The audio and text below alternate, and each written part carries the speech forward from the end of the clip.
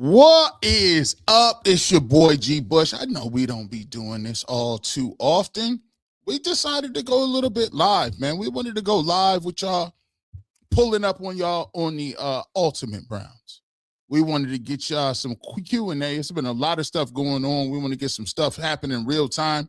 We're going to get off into it, man. We got the coaching search.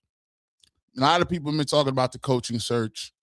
And I think I got a unique way of looking at the thing. And we're going to talk about that. We'll get your guys' coaching search ideas as well. Who do you want to see be the coach? Who don't you want to see be the coach? All those things, we'll talk about that right here live, right here on the Ultimate Browns. Also, Shedeur Sanders Pro Bowl.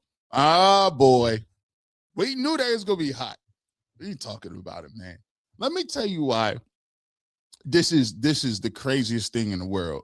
Because I do a show called The Ultimate Browns, and it just seems like a lot of people ain't Ultimate Browns. We'll explain what I'm talking about. And then you, best part of it, we'll talk to the chat. We'll dive into the chat. We'll get your thoughts. We'll take some questions, Q&A. We'll get your thoughts on everything, including the Browns. We got a good show planned for you, and it's only right here on the Ultimate Cleveland Sports Show YouTube channel. Make sure you hit the like and subscribe because you know we bring in that content.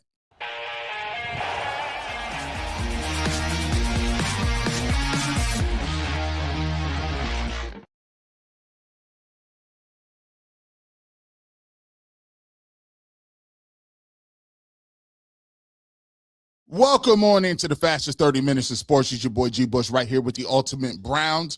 I don't know if it's going to be 30 minutes because we're going to be talking a little bit, man. Get your comments ready, questionnaire, Q&A. We going. We'll talk about the draft if you want to. We'll talk about some things going on with free agency. We'll talk about Shedeur Sanders and the Pro Bowl. That's a hot topic. And we'll also get into the coaching search. No, nothing has come down now, but we will get into it. So let's get into this. But first and foremost, we got to let you know that this episode is sponsored by FanDuel. The wild card round is here, and FanDuel is officially in playoff mode. Every game day during the NFL playoffs, FanDuel is giving customers even more ways to get in on the action. Because right now, every NFL playoff game day, FanDuel users get a profit boost pack waiting for them inside the app. Each game day, you'll see a pack loaded with multiple profit boosts you can apply to the best bets that you like. Open your profit boost pack first thing on game day and see what boosts you want to apply for. The boost lets you lean into the game day instincts, whether you're backing your momentum, defense, quarterback play, or coaching. The boosts give you more juice on the bets you already like instead of forcing you to bet on something new. Every play feels bigger, and the boost makes your bets feel that way too. You make your picks, then apply your profit boost to go after even bigger payouts while the playoffs get rolling. So visit FanDuel, an official sportsbook partner in the NFL, and grab your profit boost pack every NFL game day. Welcome back on into the Ultimate Browns. Your boy G Bush. We're going to get into a lot of question and answer. We'll get to Shedeur Sanders. But first, let's get to my thoughts, generally speaking, about the coaching search.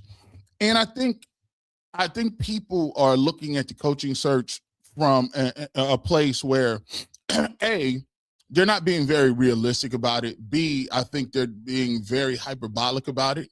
And C, I just think that if you actually sat down, looked at it, and went through it with a level head, you can actually see where this thing is going, right?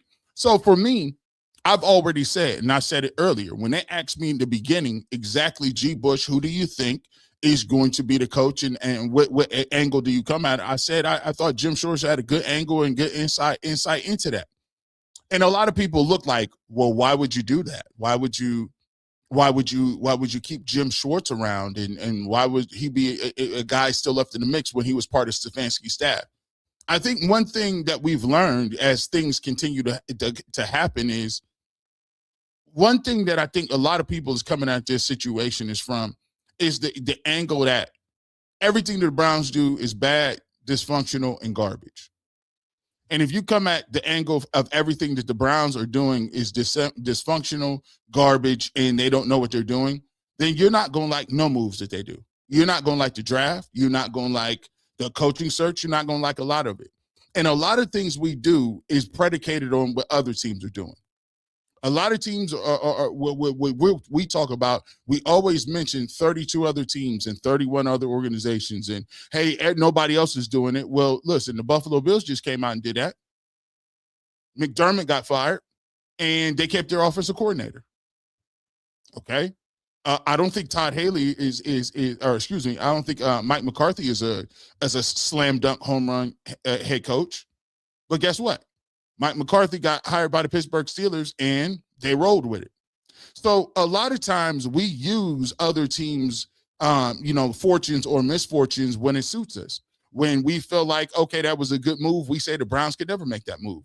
When we say it's when we have it be a questionable move for other teams, we say, well, that's the Steelers, they can get away with it.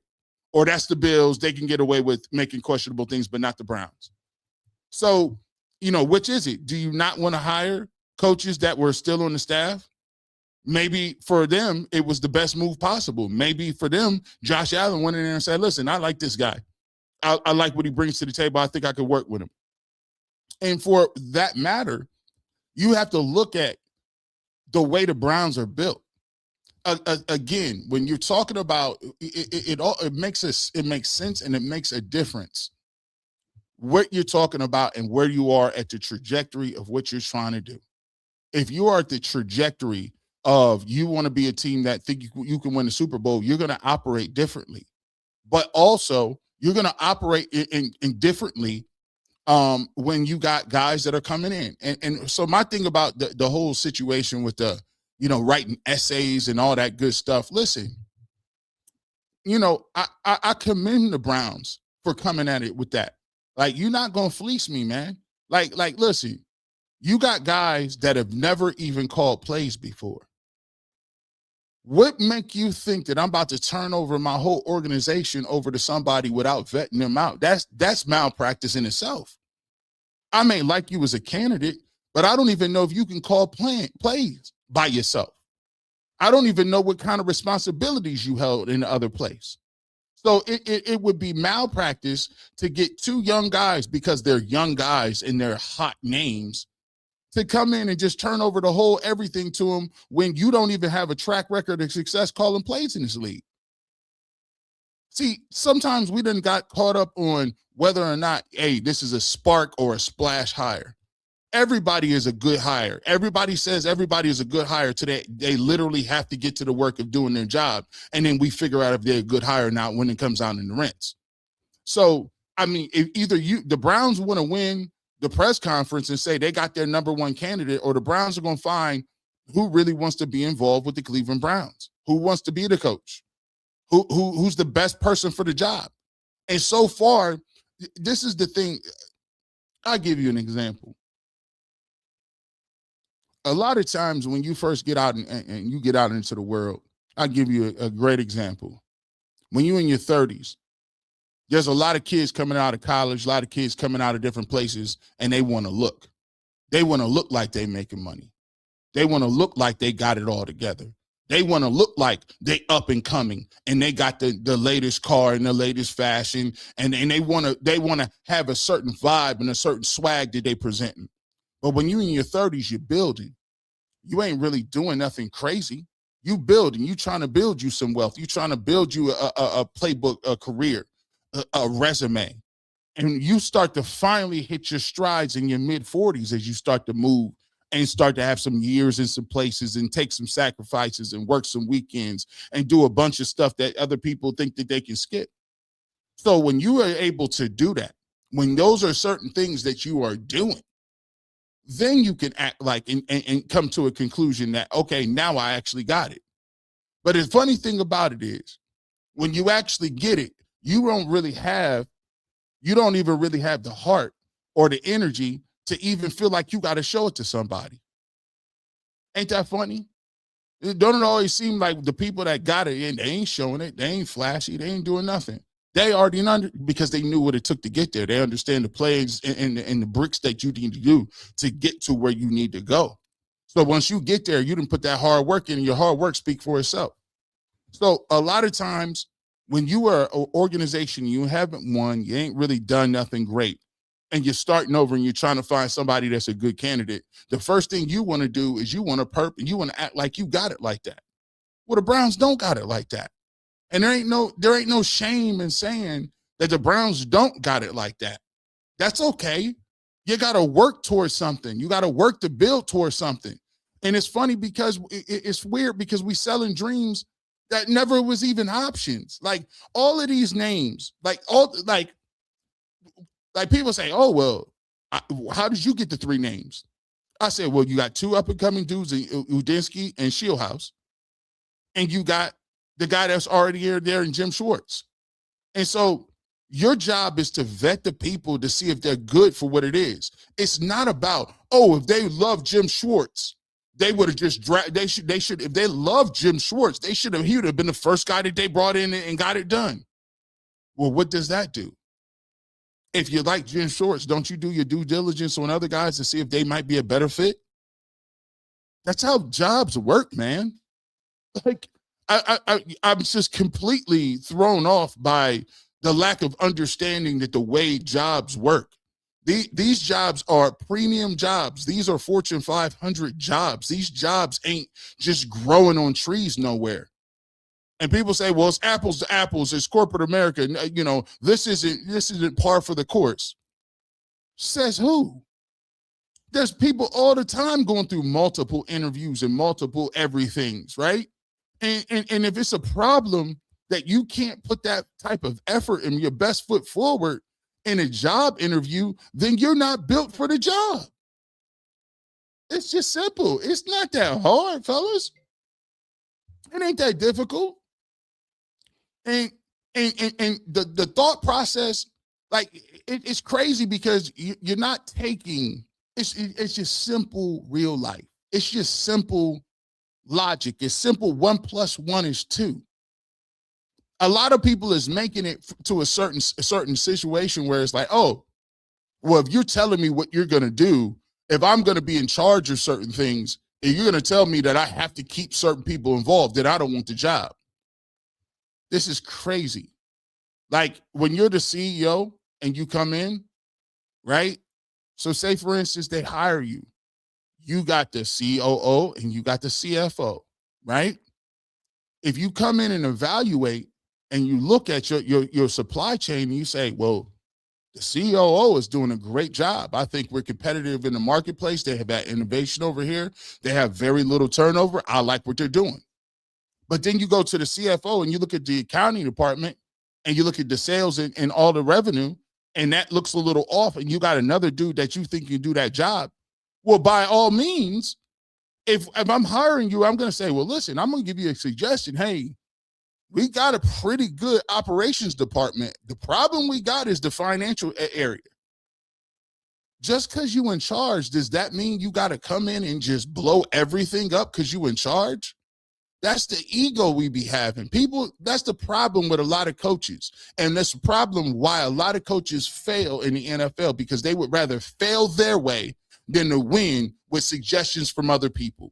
Kevin Stefanski is no longer here because he was stubborn and unable to bend. He wanted to run his quarterback, his plays the way he wanted. And guess what?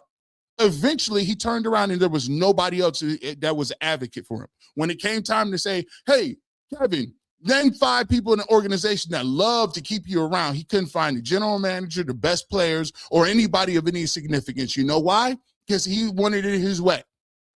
So you can do that and get your money off to a certain extent. But I want allies and advocates and people I can delineate to and do things. And if I got a defense and I'm learning a job, by all means, Jim Schwartz, go ahead and do whatever you want to do. Don't you still got the challenge flag? Sure I do. Can't you walk over to Jim Schwartz and tell him, I want you to blitz on this play? What happens? He's going to blitz. Like, I don't understand it. But a lot of times people speak in ego, and their ego gets them in trouble, and then they realize, man, I kind of went the wrong way with that one. By the way, when you're dealing with young guys, young impressionable coaches, guys who haven't done it before, guys that are skipping multiple positions, these guys aren't coordinators. They're not assistant head coaches. These guys are very young guys coming out of college.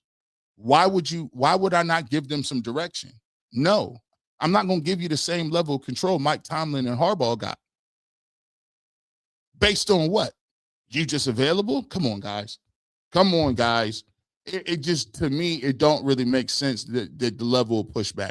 That's why I always ended up and looked at it from a perspective of, well, listen, Jim Schwartz is a guy that they got on the roster right now that has head coach experience. The defense love him. He has level of buy-in. Go talk to the guys. I guarantee I've shown clips of Denzel Ward saying it. I've shown clips of Myles Garrett saying that they would like to play for him. He knows the players. He knows the owner. He knows the general manager. Kind of seems like it's kind of seems like it's a thing where those guys kind of fit philosophy-wise. So, we'll see what happens. Shieldhouse obviously went an interview for Buffalo's job, didn't end up with it. They got Brady. So now Shieldhouse is back to, I don't know if he's going to take the Browns job. I don't know if it's between him and Shorts, but those two seem to be guys left on the board. We'll see. I've always said, I said it early. I wouldn't have a problem with Shorts, would not have a problem with Shieldhouse, would not have a problem with Udinski. Udinski took his name out the mix. He got a bigger check, and went back down to Jacksonville. Shout out to him. But for me, I look at it in terms of this. It's between those two candidates, and to me, the most important position still is offensive coordinator after they figure out what it is. So we'll come back and we'll talk about that here in a second. When we get back, we'll throw it out here. Shedeur Sanders made the Pro Bowl. And my question to people is, what you so mad about? This is wild work. We'll come back and talk about it on the fastest 30 minutes in all the sports. Is your boy G. Bush with the Ultimate Browns. Well, if you want to know, good gracious. So Cam Justice had this. Shout out to her. Evan Mobley is going to be out 1 to 3 weeks with a calf strain, even though Evan Mobley was playing better, and the Cavs are on a nice little winning streak. We'll be ready to see how that affects their little winning streak and whether or not they get the chemistry. But if you want the latest in all things Cavaliers, make sure you check out Jason Lloyd and Mikey McNuggets on the Ultimate Cavaliers. They'll be breaking it down, getting guys back, and seeing what the what the Cavs are going to do going into the trade deadline as well as the All-Star break. Interested to see how those things move. And if you want the latest on the Cavs, make sure you check out Ultimate Cavaliers right here on the UCSS Network. Welcome back to the fastest 30 minutes in all of sports. It's your boy G. Bush with the Ultimate Browns. Talking a little bit about your coach search for the Cleveland Browns. Shieldhouse is still in the mix. Jim Schwartz is still in the mix. Technically, Todd Monken is still in the list. Now, we'll be breaking that down. Make sure you check out Ultimate Cleveland Sports Show tomorrow. Anything that breaks, we will be ready to go right there on UCSS. Let's get to Shedeur Sanders. He broke the internet yesterday. People is going back and forth. Sean Merriman is going. Shout out to him. He's a contributor. He pulls up on the show. Everybody has a comment, and everybody is thinking about what's going on for the Cleveland Browns and Shedeur Sanders. But this is my appeal to the people in Cleveland. Here's the way I think about certain things. We can get, and it's only right that I do Ultimate Browns. You know why? Because I'm Cleveland Browns first. Let me just tell y'all, I'm unapologetically Cleveland Browns first. I am the leader of Project Stockpile. I am the general of the Kool-Aid Mafia, right? I don't have to remind people, bro. I was telling y'all when Flacco was coming in and we made a magical run, and I said, he's going to throw for 300 every week, and he just did it 6-7 weeks in a row, and the Browns got in the playoffs. See, I'm unapologetically a Cleveland Browns fan. Unapologetic. I don't got secondary squads. I don't got no team that I back up on. I don't got no team that I pass the days by. If the Browns is having a down season, I go check them out. I don't got another team that I be rooting for or I be feeling. I don't got the listen, I ride with the Cleveland Browns. It's the only team I got. So when I say I'm unapologetically Cleveland Browns, understand what that means. I'm Cleveland Browns first. I don't root for the Colts or the Patriots or the Jaguars or the Steelers or the Ravens or the Bengals or the Chargers or the 49ers or the Bears or the Vikings or the Dogs. I don't do that. So for me, when I say I'm unapologetically Cleveland Browns, I roll with the Browns. And anything with the Browns that is positive, that moves the needle forward for the Cleveland Browns, I'm all for it, taking it. I'm championing it. My question to people is, how is you? This is crazy. We sounding like ops. How do we sound? How we live in the city of Cleveland sounding like ops? Like, it's crazy. Like, I turn on TV and it sound like we got people, that's the ops. I turn on the radio, it sound like I'm living in Pittsburgh. I turn on the radio because you can swear up and down you live in Baltimore. You turn, look, man, let me just get down to it. I don't care nothing about none of that. If they gonna put somebody on your team in the Pro Bowl, there ain't no need to explain nothing. I'm down for it. When the Dolan's for the Guardians, I know they cheap.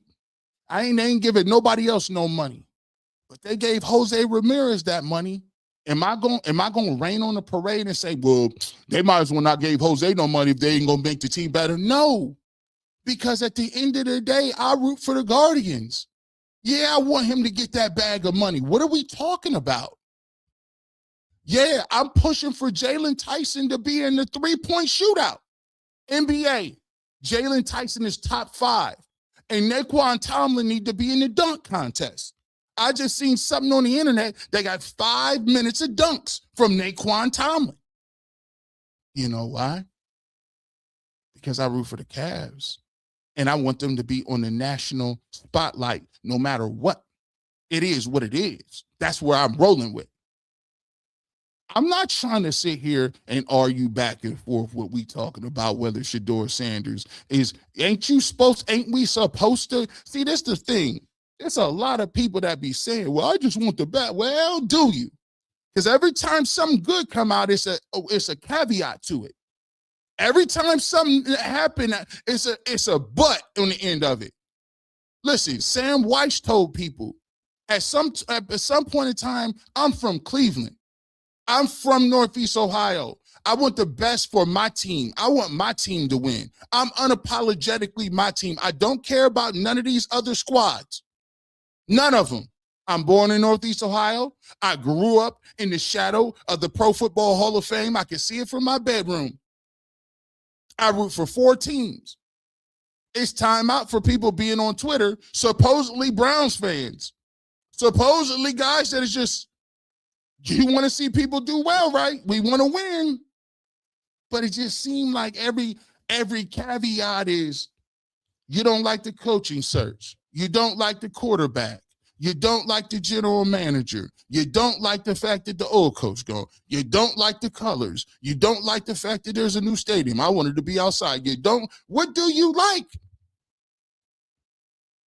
What do you like, bro? Because if you got a problem with this, obviously, lighthearted story, lighthearted. If you got a problem with this lighthearted story, you got deeper rooted issues, bro. You might not really like the Browns as much as you say you do. This is the hill you dying on. You dying on this hill? You dying on the Shedeur Sanders is going to play dodgeball? Come on, fellas. Come on, guys. Come on. Really?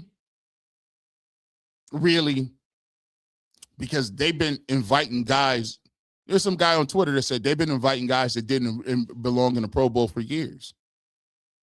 Shedeur Sanders is going to get people to watch. I'm going to watch. You know why? Because he plays for the Browns and he's on my team.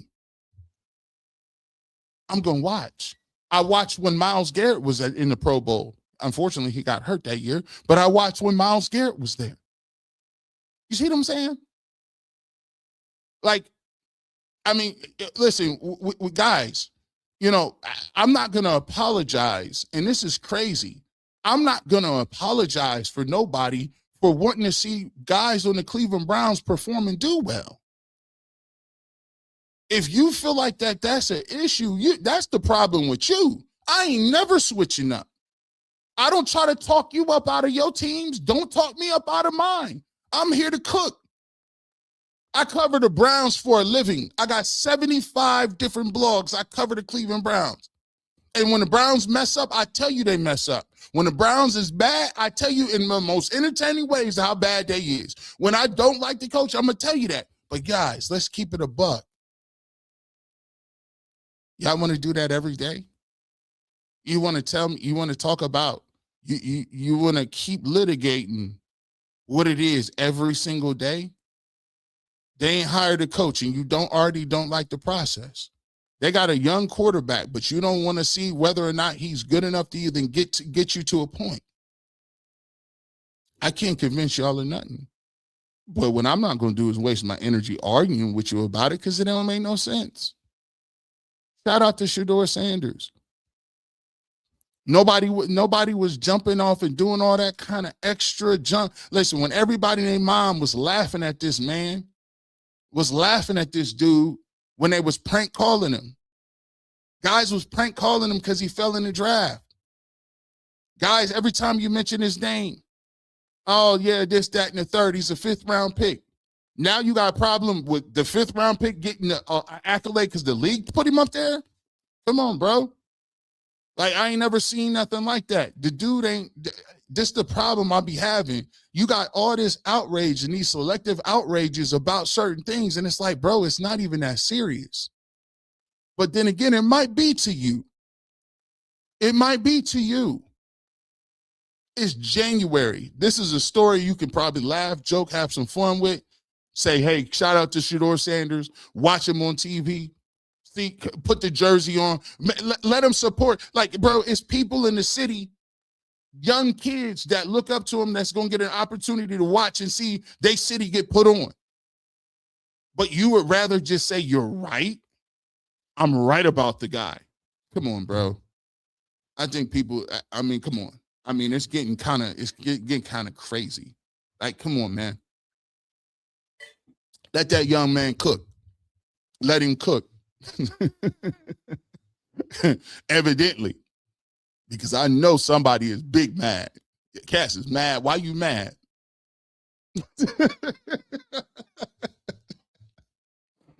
It's all love, man. It's all love, man. It'll pass too. This too shall pass. We'll be right back talking the draft. Speaking of, when we come back, we'll get your thoughts on the draft, man.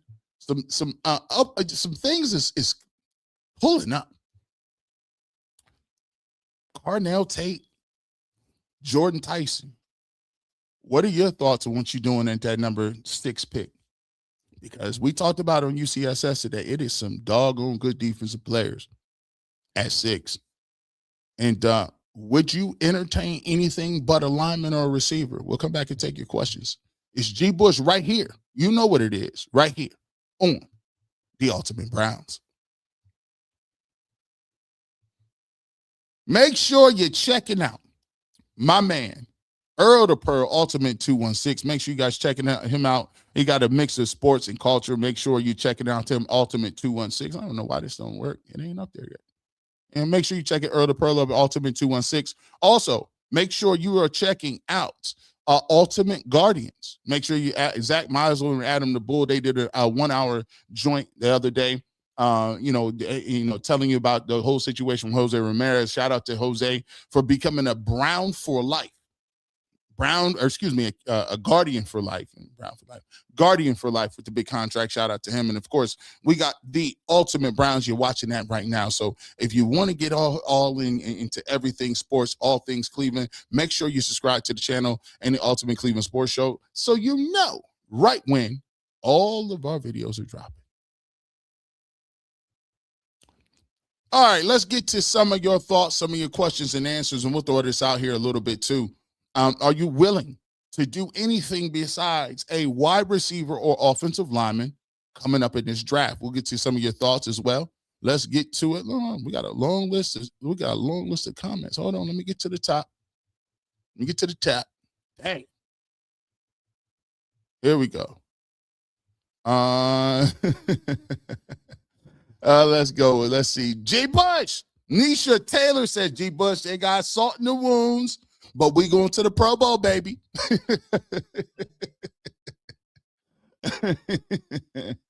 Hey, yes, sir. BS for you, Scoot. What's up? You see what it is, man. That bull 1720 smart woman. I only tuned in with G ever when Shador took the reins. They've been super negative. Why we got to be negative?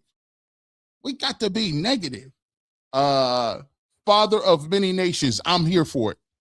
I'm here for it. Let's continue to go.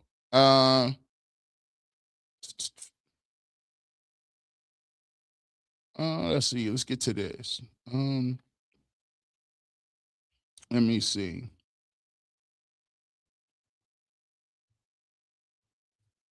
Pot of Coffee 1203 says, I never understood the agreement of one of 32. Put you are going to reject an interview for one of the 32. Like, I look, man. It flies in the face of everything that I know reality to be as a person who I am. My thing is, I've done countless interviews in which you go into places and you don't know if you're going to get the job. Let's stop and think about this. An NFL coach is a guaranteed contract. That is generational money. There are very few people that never even get the opportunity to even interview for a head coaching job. There are career assistants that bounce around from year to year, from high school to coach to pros to JUCO to all those things. For you to have a list of demands so high with no resume to say you can come in and just demand certain things, man, it's wild work. Wild work. I don't agree that. Jeffrey Murray, Shieldhouse could really help Shador get better this year. He was a good quarterback in a Big Ten school, is young and can communicate in his passing game coordinating for a good quarterback in LA. I agree. I like Shieldhouse. I like him. I liked him when I feel old. Like, I watched him play for 4 years in Illinois. I thought he did a good job at Iowa State. He's the passing game coordinator. I think he has some really good concepts, and I think he would be able to help Shador Sanders take his game to the next level and be able to communicate at a level which he understands. That's one of the reasons I actually like some of the young guys, is because the younger guys can lean on their communication and get through to some of you. See, when you got a disconnected communication, some people aren't able to reach a lot of young people. A lot of times this happens in the workplace. Like, a lot of people talk about, hey, I wanted a certain type way. I wanted this the way I want it. And that works for maybe some older, more seasoned people. But what about the individuals who are younger and maybe are Gen Z or millennials that speak a different language, act a certain way? They kind of emotional. They may be aloof. They don't, I need somebody that be able to reach those guys and to get more out of them. Let's go with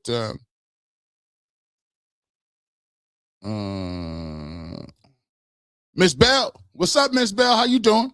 They're dogging Barry, not even with the rookies that he brought in this year. God forbid he rushes and hires a coach that's bad. He's in a lose-lose situation, so he may as well just take his time.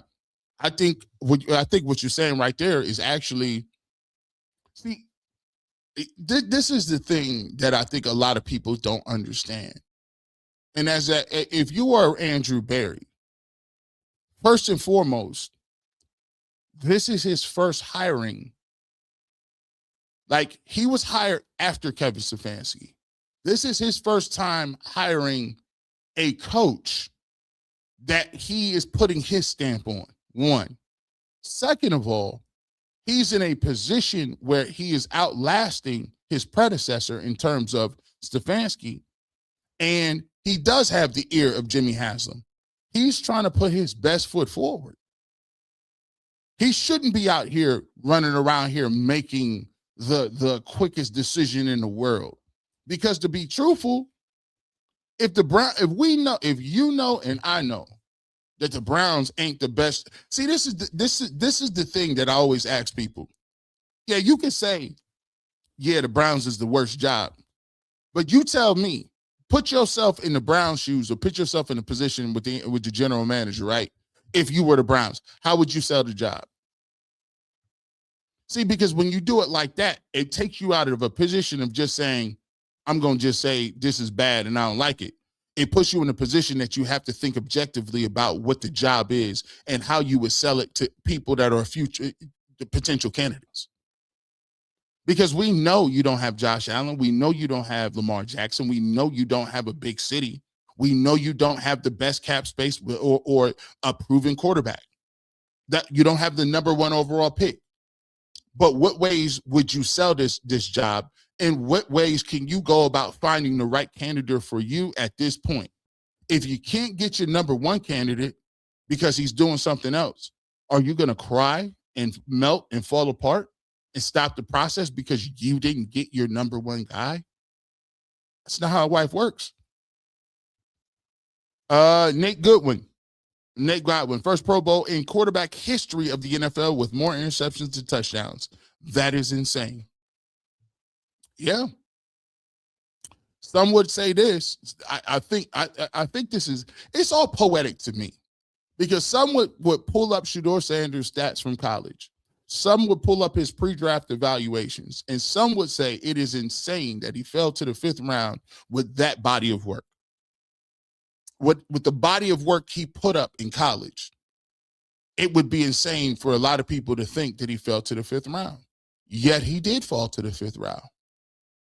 So you had to accept it, right? So they accepted it and kept it pushing. It's almost miraculous that he didn't even get an opportunity to even play. But by the way, I also think he's one of the first, and I always talk about this with the touchdown and interceptions, right? And we talk about it all the time. He's one or two people to throw for 360 yards as a rookie with nobody around him. I think that's pretty impressive myself. But we've kind of moved off that stat as well. I mean, him and Joe Burrow have only done it. He's one and only one rookies to win his first first start since Eric Zaire. I think that was pretty cool too. By the way, I thought he did a pretty good job of winning the last 2 games against a playoff team and a division rival. And I thought those were games, even though he didn't play his best games. I thought he showed some things in those games too.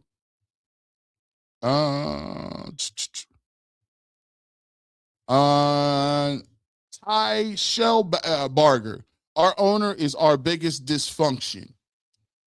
Okay.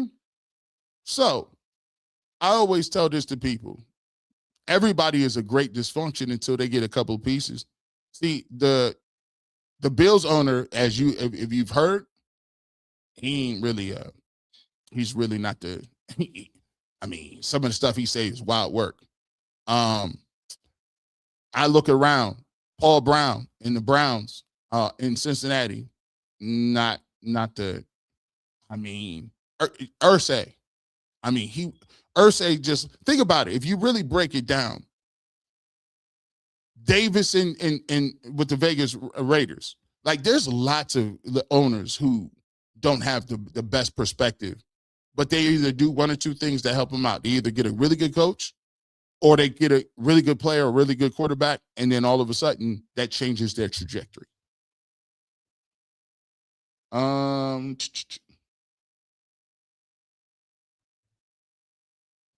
I agree. However, I'll be hesitant to hire him, being the first-time head coach and coach with our staff changing requests. He has no leverage. I think you talk about that situation. Prime 0012. Thank you so much for the super chat. Bill Belichick isn't a first ballot Hall of Famer. Oh yeah, he's a Hall of Famer. I'm trying to figure out. I'm trying to figure out in what context. Let me see.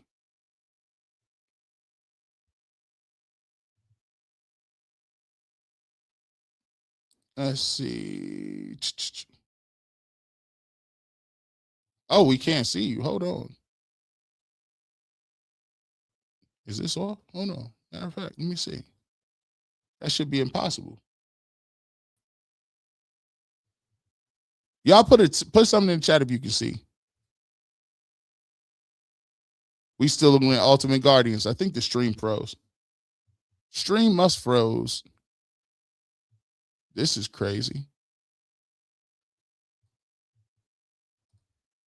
There we go. Can y'all see? Let me put a 1 in the chat if y'all can see. I think the stream must have froze. We'll see. Y'all can see now? Got you. Yeah. Yeah, the stream froze. Sorry about that. Let's get back to it.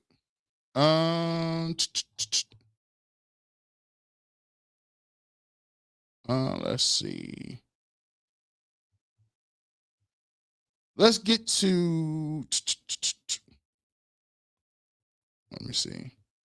Bradley Broom, shout out to you, my guy. I'm hearing a lot of pushback on potentially bringing in Monken. If I recall, he was pushing for the Ravens to draft Shador. Could this work out in our favor? Here's the thing. Here's what I'm gonna say, and I've said this since the beginning. I've said this. I said, listen, guys, I really want to give whoever they get an opportunity. See, one thing that I do agree with, I can't sit up here and tell you that all of a sudden that I don't like I want Kevin Stefanski to be fired because I feel like he's reached his peak with the team. But then we get guys and then like, I don't like that guy. To be truthful, I'm open-minded to seeing what guys is going to do. I said I'm open to Schwartz. I said I would be open to Udinski. I would be open to Shieldhouse. In terms of who they bring in, I just got to take their word for it and see what their track record is. I think that's a big part of it. So for me, I wouldn't, that wouldn't be my first choice, but I wouldn't kill it all the way.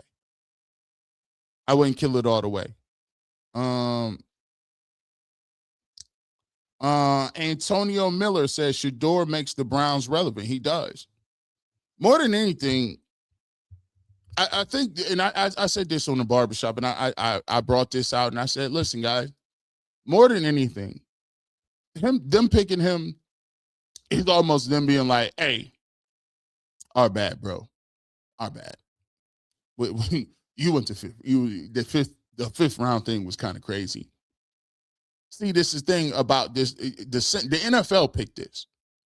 And I've always said this and looked at this from an economic standpoint as well.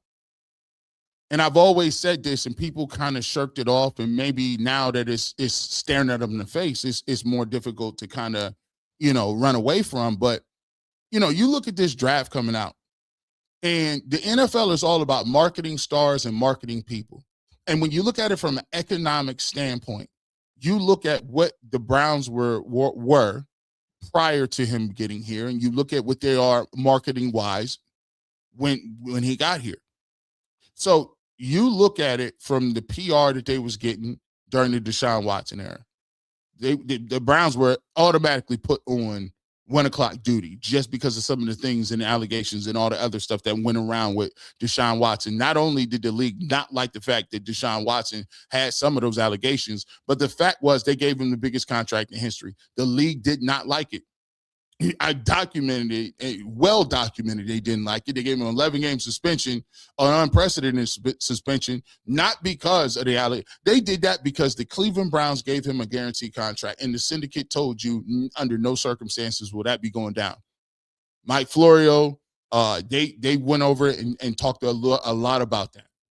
So now the Browns draft Shedeur Sanders. For the most part, nobody speaks about that because his contract is on the roster, and it looks like he probably won't be starting. You look at the Cleveland Browns in terms of how many jerseys he sells. A lot of people say, well, that doesn't mean anything. I don't care about jerseys. Well, that's fine. I'm telling you about the business angle from it. You take a look who was supposed to come out. Dante Moore was supposed to come out. He had to go back.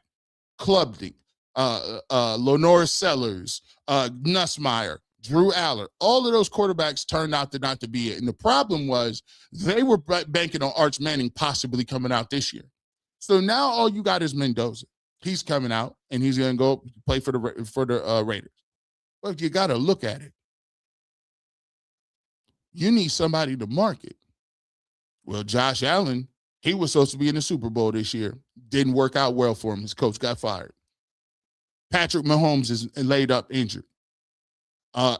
You got Trevor Lawrence, who hasn't turned into the budding star that they thought he was going to be.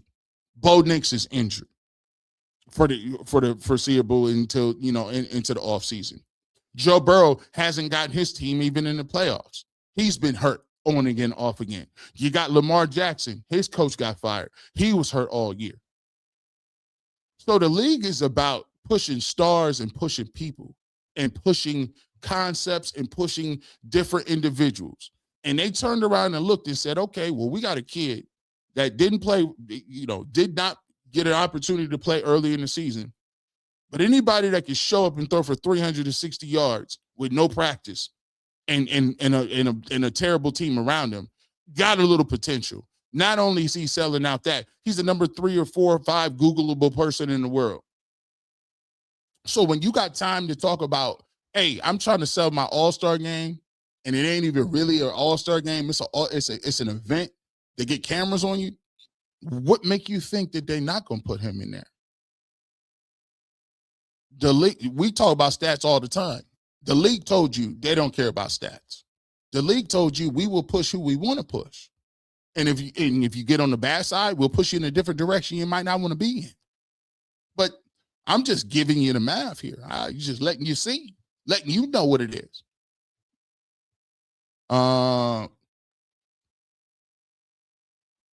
Belichick didn't get into the Hall of Fame in his first year because of pettiness. Outrageous. That's crazy. Maybe because he's still coaching. Let me see this. I got to look that up. Is that wild? Let me see. Walker about. Hey, Shieldhouse was probably asked to take off coordinator position. He was offensive passing scheme coordinator, probably wanted him to be the coordinator, a promotion, not head coach. This is what so I guess you're saying maybe they thought that Shieldhouse wanted to be Buffalo's coordinator, a promotion, but they didn't offer him the offensive position. Hey, man, love your hat. I appreciate you, man, as always. Manuel Rodriguez. Hey, G, can you expand on your how you would move forward with Shador, and if you would seek a quarterback in the draft or free agency? What I would do is, technically, I wouldn't have no problem taking a quarterback later on in the draft. Like if you took a quarterback that you felt like had some potential later on in the draft, I wouldn't have a problem with that. A lot of people are saying, oh, I would move on from Dylan Gabriel, whatever the case may be. I'm like this. If you use the 3rd round pick on him and Dylan Gabriel started some games for you, I want to see what he do with another coordinator. Actually, I want to see what all of them do with another coordinator. So for me, I definitely I'm having 3 of them in camp. And if they want to bring another dude in and Zappy or somebody else, that's fine with me too. I don't think people in Shador Sanders is petrified that he's not some number 1 quarterback, or he's not that the team hasn't come out and say he's definitely our number 1 quarterback. I think he's had talks and conversations with Andrew Berry. And if you read the tea leaves, Andrew Berry has said that he has some stuff that he really thinks Shador did very well in last season. But also, Shador told you in his press conference at the end of the season, he got some stuff he needed to work on. I think my progression for him would be is whoever the offensive coordinator is, he need to get in with him early. He needs to be an extension of what the offensive coordinator wants to do. His job is to get in here and learn the playbook inside and out, not only the playbook, but the concepts. And one of the things that I look at it, and people thought it was kind of weird that I said this. I said one of the things that I look forward to is why Shador, it's disrespectful. Shador shouldn't go down there. Listen, anytime you can be around the game of football with high-level people that understand the game and guys down there that do have a track record of success, you want to be in that mix in that room all day and twice on Sunday. What are you talking about? Then that's not disrespectful. Put me in, coach. Let me get down there around some of these coaches, the Josh Allen, some of these receivers. I want to meet, I want to greet, I want to go talk about meeting up and getting on the whiteboard and throwing with each other and throwing to some of these receivers and getting with defensive backs saying, hey, what are you looking for when this route is run? Like, you're a young quarterback to get a chance to be in a room with some of the greats to steal some of that's free game. Man, I'm a firm believer, man. You can still, and a lot of people don't get this. It's a lot of people don't understand that. You can take something good from anybody. It could be your worst enemy. But if your worst enemy say something that's fire and it really hit and it makes sense and it's actually good advice, you'd be a fool not to take it. You get good advice and you could get good knowledge from a child, from anybody. So being around a room full of greats in a game and talking about the game of football is exponentially important, because what you can do is establish relationships, and relationships, no matter where you at, last the test of time. Give me a relationship over a favor. I don't need your favor. Like, a favor is you do this, I do that. I want a relationship. A relationship gonna always outlast a favor. Y'all got to remember that. So yeah, I want to see him progress. I want to see him understand and become, just get more reps, be more seasoned. Let me see. All right. AG, stop the delusional pro Shador nonsense. You sound like a fool. Man, that's what's up, bro. I appreciate you listening. Yes, go. Let's see. Let me see. G Bush, I always want to say, you always be fly on the show. I appreciate you, my guy. I appreciate the love. I appreciate you. I try. You know what I'm saying? I'm trying to elevate the game. We're going to see what it is. I mean, y'all doing too much out here, bro. Y'all doing way too much. I gotta read these. Dang. Let's see. Oh yeah, I can see why the chat be going crazy. Y'all cats be doing too much. Let me see. Hey man, y'all doing way too much, man. This is why you gotta watch sometimes. You got to watch sometimes. Let's see. Yeah, we about done. We about done. You get one more. I'll get one more to end. Let me see. Let me get one more. All right, here we go. Christopher Robbins says, that's a nice one to end it on. If you're a Browns fan, you should be happy regardless of how he got to the Pro Bowl. So my question is supposed to be, Browns fans, are we really a Cleveland Browns fan? I think if that's anything you should take from this, is that's where I come with it. My idea is, if you're a Browns fan, celebrate it.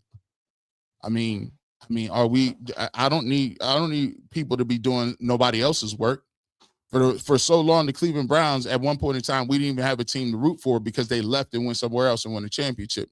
So anytime that I get an opportunity to celebrate something that's cool, that's going to be something that could put the city on and show them in a better light, I am definitely looking forward to it. With that being said, you never know when G Bush might show up, radio, television, or internet. But if you want the fresh cut on sports, you know what I do. I keep the Clippers on me at all times. Have a great rest of your evening. And as always, even though we be talking about them sometimes, it's always go Browns.